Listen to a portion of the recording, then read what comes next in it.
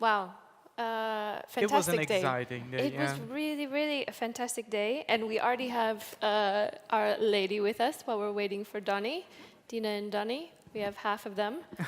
Welcome to the cage. It's so nice to be here as opposed to being there. Yeah. Last year you were also here, right? Yes, so now I was migrating to the main stage for a while, but nice to be back. Yeah, a little easier with the heels. Yes. Nice to get a little Yes. break.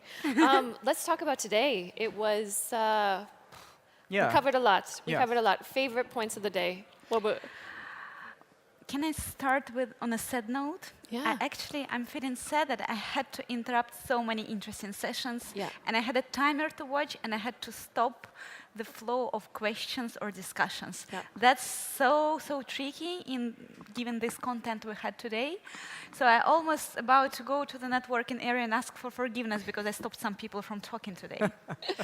I think we will we- follow you with that. Yeah, we always try to pack a lot into Digital Health Days. I think that's why we're successful in Exactly. getting Yes. content out.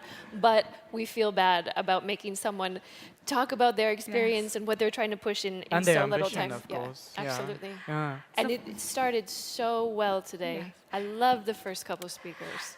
For me, it was a good journey from the very beginning to the very end of the day.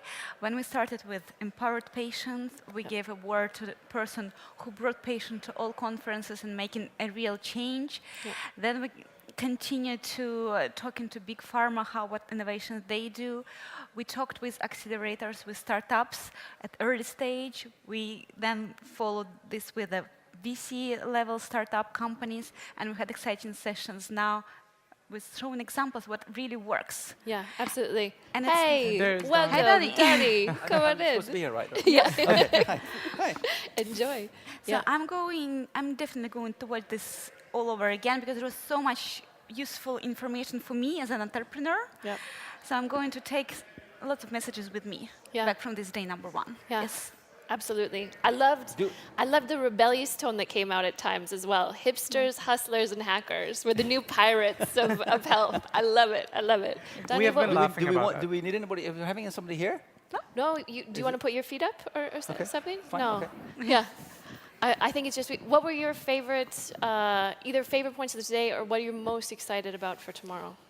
I mean, I'm a nerdy kind of tech innovation guy. I mean, I like all of the things. I love the quote from Lucien when he said, you know, that the whole suddenly these people showed up and they said there's going to be a cardiac arrest here.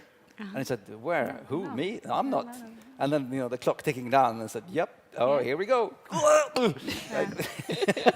I love that, you know, the whole, when we get to a point when it's not only reactive, but it also starts becoming predictive Yeah. in a very practical way. That's what I think is super exciting. And it actually enables us to you know, be better and not just have, I mean, it's the same as, today our technology that we wear and that we use is still kind of, you know, stupid. It tells us, you've just taken 1,000 steps, and I know, I took them. I mean, it's not like I can feel them, right? It should be telling me other stuff as well, you know, like, you know, the whole interactive dialogue thing is exciting. So I'm looking forward to that. And I would like to follow up exactly on what you were saying with presentation again from Heimo, Yeah. that we pay so much attention to physical tracking of steps, heartbeat, and so on, but we pay so less attention to our mental health. Yeah. And he presented a solution that it's such an easy idea, Yeah. but it's just implemented in a so easy flowing way that you really want to try it out. Yep. So And we're so ready to trust technology Yes. or be Yeah. open with technology, which is I so was just, I think it was in the presentation, who was it again, with the watch? I forgot the name of it. the diabetes watch Yeah, that you're ready to I buy was right telling now. her, I was telling her, where can I buy this? Because I need Yeah. to have this right away. It was Yes. it's so strange that we give ourselves over to technology already so quickly. And maybe it's also because I'm an early adopter of technology, and I'm trying to use technology on a daily basis. But it's very interesting to see how much there is being developed right now. And I was also mentioning it on Twitter as well, that we as an organization are very proud of the fact that we see so many creative solutions and that we see so many innovation going on in the field of diabetes. I mean, diabetes is hard to develop in. I do have one comment on that though, because I know that Amanda might be touching on it tomorrow when she's talking about the state of the US healthcare system. But I mean, the one question that I always ask myself when it comes to diabetes is one thing, and other things as well, is, okay, in a revenue-driven healthcare system like the US, where there's a lot of people in the US system that are really trying to do a good job, to really help people, but the system itself makes them cynical because it's all about making the money. And when it comes to diabetes as an example, the question is, okay, do we make more money preventing diabetes, or do we make more money treating diabetes? Yeah. Today it's the second, so they don't spend enough time or money on the first one because then they won't make money on treating it. And I think that's a really, really important thing when we are working on things, and as entrepreneurs and as solution thinkers and providers and everything, to also not only address the actual issues, but how to get. And that's why I think it's so exciting with the mental health, because we all know we can make ourselves feel physically bad by thinking bad thoughts. Exactly. We know that. Yeah. And you can get queasy and you get all nervous and it's all terrible and I think. And at the same time, we can also make ourselves feel better by working the opposite way.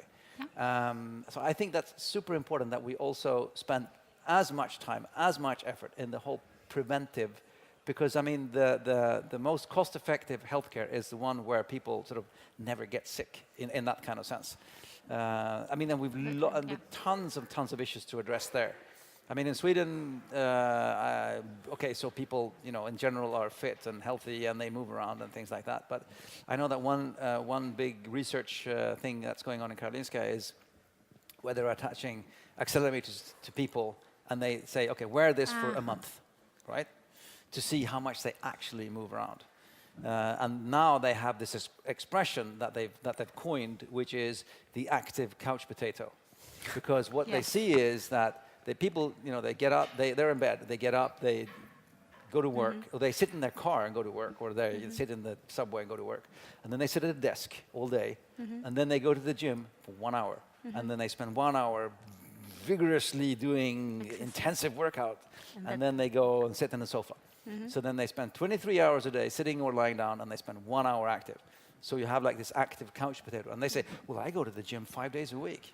Where they try to get the closest parking spot but to they're the not door, moving right? enough anyway. It's a really interesting thing there. Yeah. It makes me actually think about how we have been sitting here all day. Maybe we should do a treadmill or something tomorrow. Or maybe Just do laps around the cage. Exactly, yeah. Yeah, definitely. And just one thing I would like to add what excited me today, what I found exciting, it's again from Lucian's presentation, that they are trying to change the way they educate medical professionals. Yep. And this is, I think personally, this is a critical point if we want to bring some change to healthcare. There should be another way of thinking among healthcare professionals that should be educated in a new digital era. And I hope that their university is just the first one, and it will be a wave of new curriculums in innovating in this field. So that's my hope. Yeah. Yeah, and Definitely.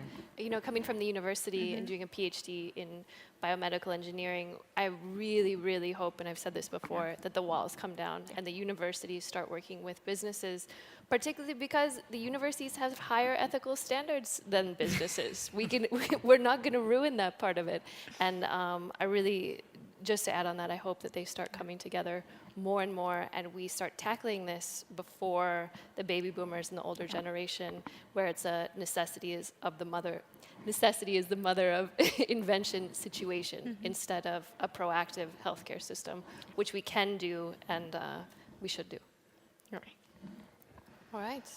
I didn't mean to sum it up, but I think we kind of did. I'm so excited for tomorrow.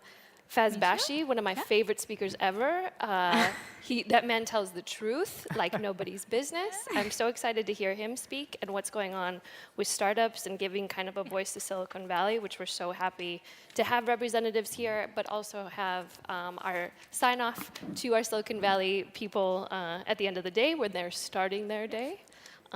Anybody else excited for tomorrow? Yeah, I actually am, but I'm also a little bit disappointed, or sad actually, because my favorite speaker, Foch, is going to be here talking about artificial intelligence and how it can help humankind. He's going to have a very interesting presentation about how Pokemon Go is helping us get healthier.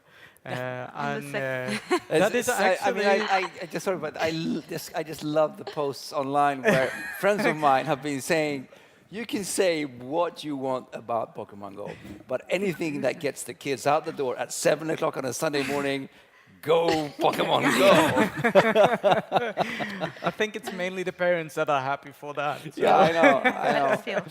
No, but it's going to be a great day tomorrow again. I think we're going to get a lot of people interacting with us on Twitter, and I hope that everyone will be using the hashtag DHD16 tomorrow again. Yeah, so we'll be replying. DHD16. Yeah. DHD16, exactly. And then we will ask questions and whatever is on people's mind tomorrow as well. Yeah, and we start first thing tomorrow morning, 9 9 a.m. o'clock. Stockholm time. Stockholm time. In beautiful Stockholm. Yeah, exactly. Let's not go into the CET, GMT plus whatever thing. No. Just Google it. We're so excited for tomorrow. Send in your Twitter. Bastian will be reading all night. We've got a lot of great presenters tomorrow. We didn't put it all on the first day, and we're going to do a quick interview after this with some of the presenters from before. So just stick with us for 5 minutes. And you guys, thanks so much. Thank you so Thank much. you. Thank you. Yeah. Thank you. It's been great. Thank you for today. As always. Okay, great. Stay tuned. We're going to get some of the last speakers in right now. I think they're waiting. Yeah. Great.